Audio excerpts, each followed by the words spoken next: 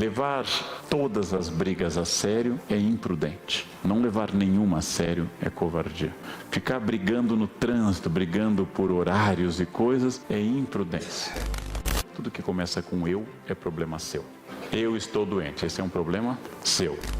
Galileu é um homem que morreu de velhice. Alzheimer é uma doença que mata quem tem muita prudência. Os jovens audaciosos costumam morrer mais cedo. Pequenos gestos não épicos, não extraordinários, de saber que eu posso sentir momentos de raiva. O exercício muito grande que temos ao longo da vida de buscar o equilíbrio. A sabedoria que eu procuro atingir antes de encerrar essa vida.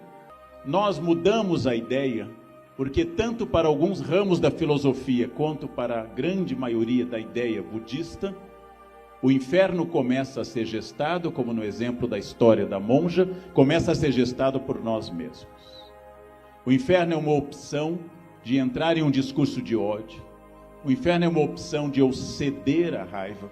O inferno é uma opção de eu transformar aquilo que eu discordo em um movimento destrutivo de aniquilação do outro. Então, o primeiro ponto é, naturalmente, desarmar pela consciência, pelo exercício, pela meditação, pela sabedoria, essa bomba relógio que nosso eu, nosso narciso, nossa vaidade produz em nós. O primeiro problema que nós encontramos é aquele tirano interno. E essa é uma questão que, lendo e tendo estudado várias fontes budistas, muitos filósofos, várias escolas que se aproximam do budismo ou dialogam com o estoicismo, lentamente você vai percebendo que é um exercício de domesticação pessoal, de uma ilusão do eu, que vai se agarrar à minha consciência e eu tenho que me libertar exatamente dela. E eu me liberto dela, me libertando dessa vaidade, me libertando da raiva, me libertando de pequenas coisas que eu procuro seguir e que a monja diz. Não escrever o palavrão porque ele contém uma capacidade de agressão que atinge a pessoa e atinge a mim. Como eu disse, citando a um monge que conheci em Wutaishan, na China, quando eu atiro uma brasa cheia de raiva em alguém, talvez eu atinja a pessoa com a minha palavra, que é a brasa incandescente. Mas em 100% dos casos eu queimo a minha mão. Então o problema não está apenas em ser compreensivo com os outros, não por uma caridade ou uma compaixão externa, mas por uma educação interna que coloca no meu caminho, como me ensinou um religioso jainista na Índia, que coloca no meu caminho pessoas difíceis para que eu queime karma. E algumas pessoas queimam karma em 3º grau, rapidamente e com intensidade. Toda vez que alguém me enfrenta, toda vez que alguém discorda de mim, ela está sugerindo que eu saia da minha zona de conforto. Está sugerindo que minha vaidade não me domine. Está mostrando que eu sou limitado em relação ao universo. Está me convidando a crescer. Todas as vezes que alguém concorda inteiramente comigo, me elogia e acha o máximo qualquer bobagem que eu digo, essa pessoa está favorecendo o meu narciso. Ela está favorecendo o meu eu. Está impedindo que eu cresça. Quando uma pequena questão tem uma super-reação excessiva, que vai além do gesto em si, nós então chamamos a esse processo de uma super-reação, overreaction, uma reação exagerada, e ela é um sintoma de que aquilo dialogou com muito mais coisa. Ou seja, alguém cortou minha frente no trânsito, um gesto pequeno, e eu arrisquei minha vida perseguindo a pessoa, tomado de cólera, cheio de ira, é sinal de que eu não estou debatendo uma questão de trânsito. Eu estou debatendo algo muito maior, muito mais profundo, algo que tem a ver com a minha própria existência e que isto é apenas um sintoma que eu devo analisar, pensar, ou seja, é um ponto para o meu conhecimento. Tudo aquilo que me provoca um enfrentamento, tudo aquilo que me provoca uma oposição ao meu desejo, é provavelmente um exercício. Uma pessoa complicada, uma pessoa agressiva, está ali para fazer com que eu não tenha tranquilidade com a minha vaidade, com o meu eu, com a minha ignorância, com a minha raiva, que é um veneno do espírito. Ou seja, dentro de todas as religiões ocidentais, o ódio é um descontrole. O descontrole é uma falta de compreensão do plano de crescimento dentro do budismo ou do plano de Deus, para mim, dentro do cristianismo. Se eu fui tentar uma coisa e ela não funcionou, se na hora que eu ia ser atendido o guichê foi fechado, se no momento que eu saio sem guarda-chuva começa um temporal, se eu fico gripado no dia de uma experiência profissional importante, esses são pequenos exercícios para eu saber que a minha vontade não é soberana, que eu não mando no mundo, que eu não sou onipotente, e o meu eu deve se curvar ao imenso oceano de coisas contrárias. Porque a ira quase sempre é um exercício terrível de narciso, de vaidade. Por isso que a vaidade é tão importante como o primeiro pecado. Como fulano pôde me dizer isso? Quem ele pensa que é? Como esse passou na minha frente? Como essa pessoa me irrita em casa? Por que isso está fazendo barulho? A todo instante eu me vejo como centro do universo. E o universo me convida permanentemente a sair dessa posição protagonista, entender que eu não tenho poder algum sobre as coisas ao meu redor. E a todo instante eu serei testado e testado e testado para saber se eu sou dono da minha paz ou se a paz pertence ao outro.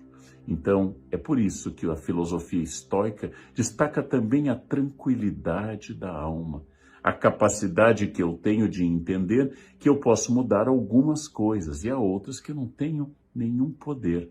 Eu devo obter essa tranquilidade que os filósofos chamavam de ataraxia, a capacidade do autocontrole.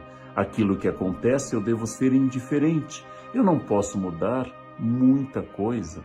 Há pouco espaço de manobra para minha liberdade e eu devo me concentrar naquelas poucas coisas sobre as quais minha vontade tem alguma ação. Filósofos como, por exemplo, o imperador Marco Aurélio, como Cícero, como Sêneca, como Epicteto, sempre nos aconselham a controlar essa ira, que é um sinal de falta de sabedoria. Epicteto nos diz: você está irritado porque alguém falou mal de você? Você está tomado de ira porque disseram que você fez tal coisa? Pense apenas, imagine, se soubessem tudo o que eu fiz. Só sabem isso. Felizmente, graças aos deuses, só comentam esse defeito meu, porque se soubessem todos os meus defeitos, aí eu estaria perdido. Aquilo que dizem de mim pode ser verdade ou mentira. Aquilo que dizem de mim é unicamente expressão do que eu sou ou do que eu não sou. Se disseram que eu sou agressivo, que eu sou irritadiço, e eu sou, as pessoas me conhecem.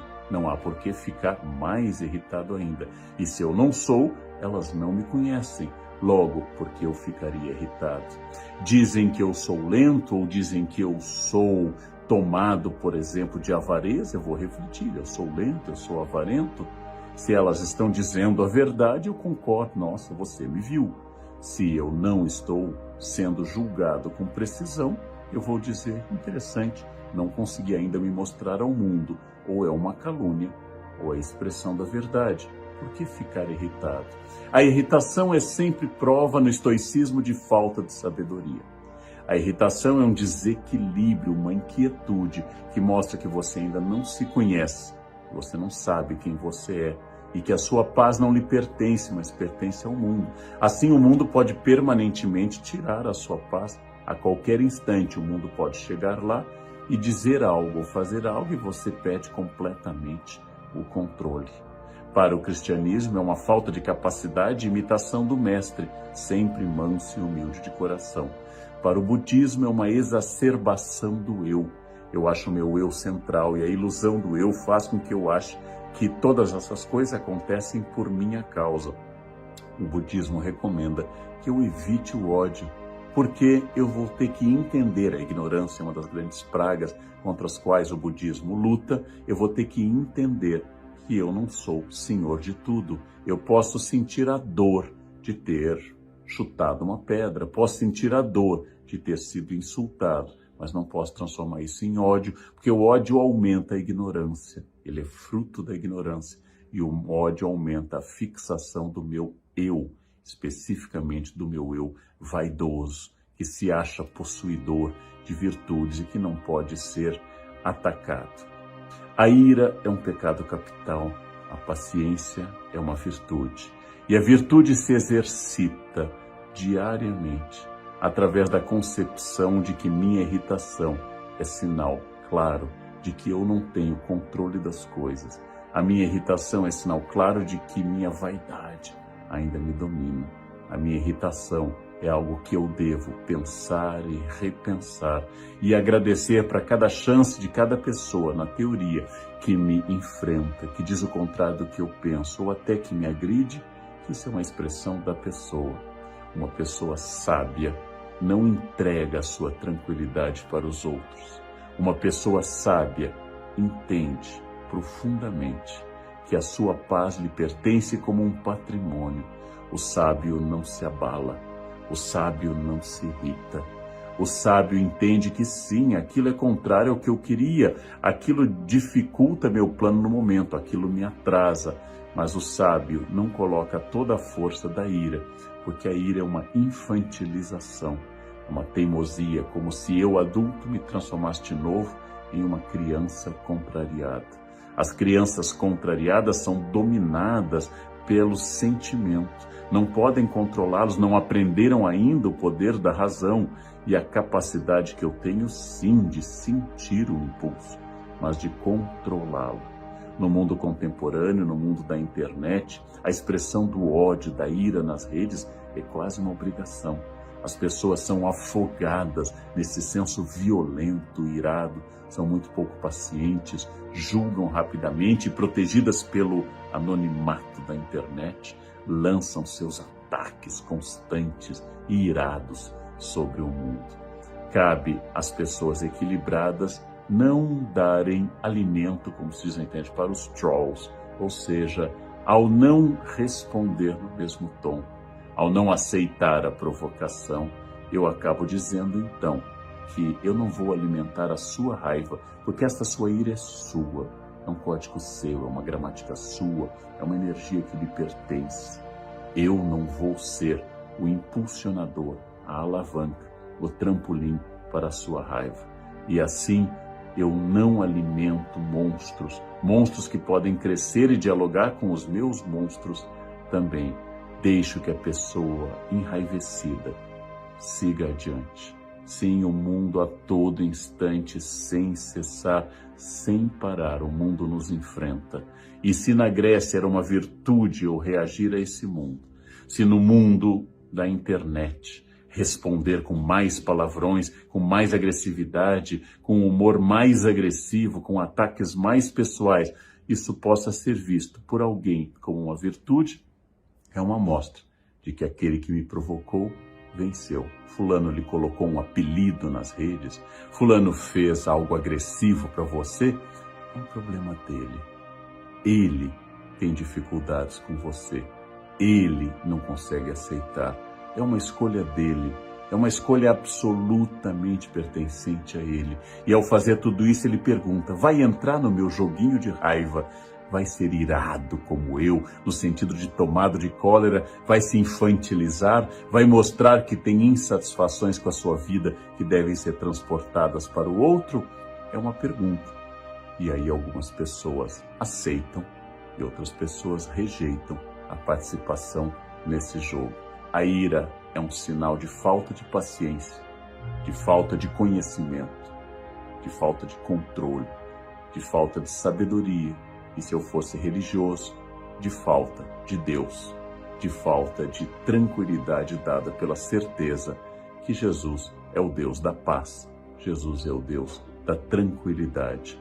Todas essas reflexões em vários campos, do religioso ao psicanalítico, do histórico ao literário, para que eu possa dar uma resposta em época tão tomada pela ira, tão cheia de sentimentos irados, que eu posso fazer da conquista da minha paz, da minha paciência, da minha estabilidade, da minha tranquilidade, um grande projeto de vida. E se eu não puder isso para sempre, sigam o conselho dos Alcoólicos Anônimos. Só hoje eu não responderei aos ataques agressivos da internet. Só hoje eu entenderei que aquela buzinada no trânsito não é pessoal, não é algo para mim, mas é a dor de alguém que tem muita pressa, porque não tem tranquilidade, porque interpreta o mundo como algo que o enfrenta diariamente. Eu entendo a dor do outro, aceito, deixo seguir, porque eu não quero fazer parte desse jogo.